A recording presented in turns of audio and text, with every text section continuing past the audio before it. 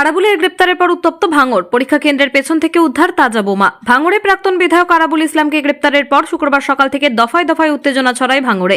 দলীয় পতাকা লাগানোকে কেন্দ্র করে ভাঙড়ের কোচপুকুর এলাকায় ব্যাপক উত্তেজনা শুরু হয় আইএসএফ ও তৃণমূল কর্মী সমর্থকদের মধ্যে। পরিস্থিতি এমনই ভয়াবহ হয়ে ওঠে যে ঘটনাস্থলে পুলিশকে লাঠিচার্জ পর্যন্ত করতে হয় ছত্রভঙ্গ করার জন্য। স্থানীয় সূত্রে জানা যায়, শুক্রবার সকালে চালতাবেড়িয়া অঞ্চলের কোচপুকুরে দলীয় পতাকা লাগাচ্ছিল তৃণমূল কর্মী সমর্থকরা। সেই দলীয় পতাকা ছেড়ে দেওয়ার অভিযোগ ওঠে আইএসএফ কর্মী সমর্থকদের বিরুদ্ধে। এই ঘটনাকে কেন্দ্র করে বিপক্ষের মধ্যে ঝামেলা শুরু হয়।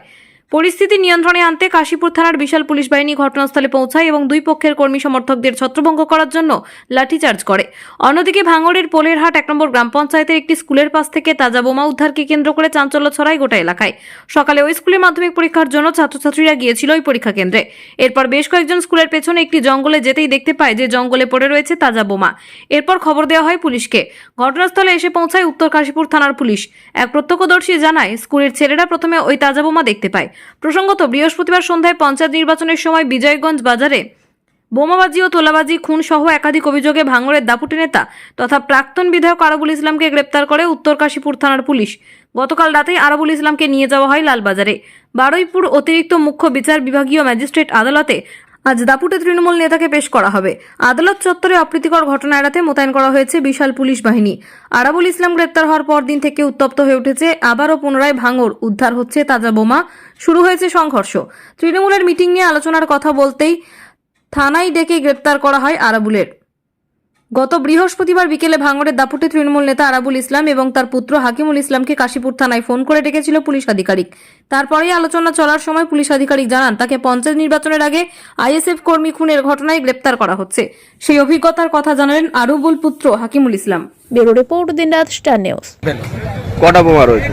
এই বলছে তো দুটো তিনটে। হ্যাঁ, ও কখন কখন দেখতে পেলেন? ওই স্কুলের ছেলে পিলে যারা পরীক্ষার্থী তারা ওই পেশাব করতে গিয়েছিল। এমত অবস্থায় ওরা ওখানে দেখে ওখানে পুলিশকে খবর দেয়। খবর দেওয়া মাত্রই পুলিশ চলে আসলো। পুলিশ চলে আসলে তখনই ওরা আরো বড়বাবু চলে আসলো। বড়বাবু চলে এসে দেখতে পেল। কতটা আতঙ্কের মধ্যে রয়েছেন? আতঙ্ক তো ভালোই, একটা পরীক্ষা চলছে এই স্কুলে, আতঙ্ক তো অবশ্যই। আমরা আতঙ্কে। কি নাম আপনার? গিয়াসুদ্দিন আহমেদ। আপনি তো সঙ্গে ছিলেন, কিভাবে গ্রেপ্তার করা হলো আরাবুল ইসলামকে? থানাতে ডাকা হয়েছিল।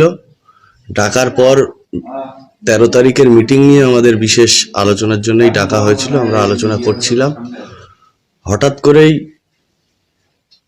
এসি সাহেব নাকি একজন এলেন। উনি বললেন যে আপনাকে লালবাজার যেতে হবে, আমাদের সিপি সাহেব আপনার সঙ্গে কথা বলবে। এটা বলেই নিয়ে গেল। তারপর পরবর্তীতে জানিয়েছে যে গ্রেপ্তার হয়েছে।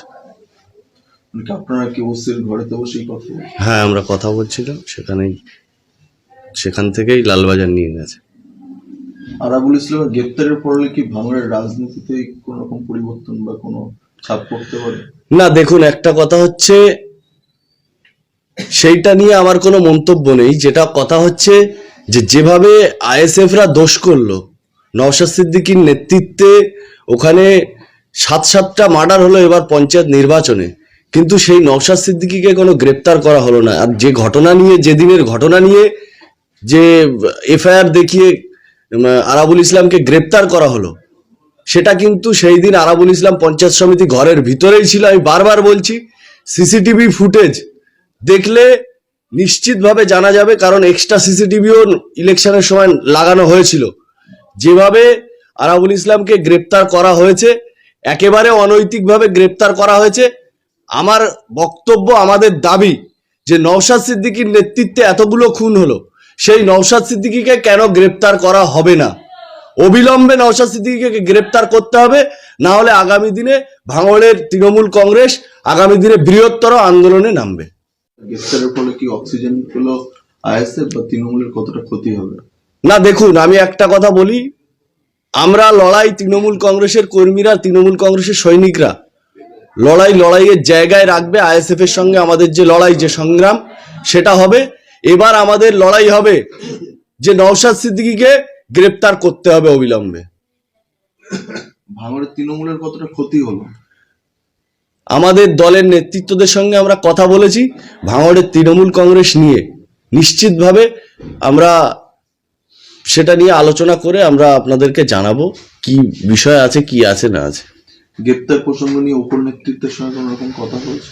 নিশ্চিতভাবে আমরা কথা বলছি, সেগুলো তো আর ওপেন আমরা বলতে পারবো না যে কিভাবে কি কথা হচ্ছে না হচ্ছে, এটা নিয়ে আমরা মিডিয়াতে বলবো না। বিরোধীরা দাবি করছে কি যে নওশাদ সিদ্দিককে গ্রেপ্তার করার জন্য আরাবুল ইসলামকে গ্রেপ্তার করা হলো। একেবারে বিরোধীদের দাবি, বিরোধীরা বিরোধীদের মতো দাবি করে সব সময়। আমাদের দাবি নওশাদ সিদ্দিকীকে গ্রেপ্তার করতে হবে, কারণ আরাবুল ইসলাম এই ঘটনার সঙ্গে কোনো রকম ভাবে জড়িত নয়।